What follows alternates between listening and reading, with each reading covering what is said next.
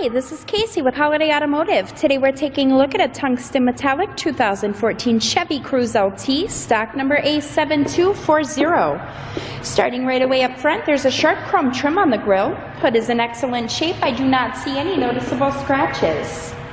There is an alloy rim that is wrapped in a Kelly Edge tire.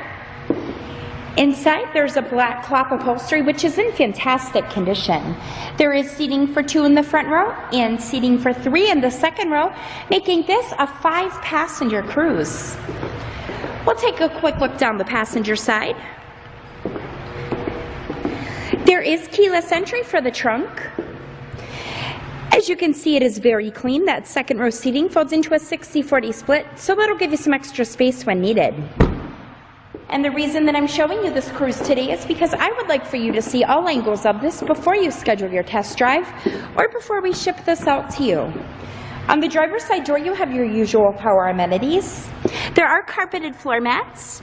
And then onto the interior, to the left of the steering wheel, you've got cruise control buttons. And then over on the right-hand side, you have your audio controls. This is equipped with OnStar. And then coming down to the center, there is a CD player and AM/FM radio.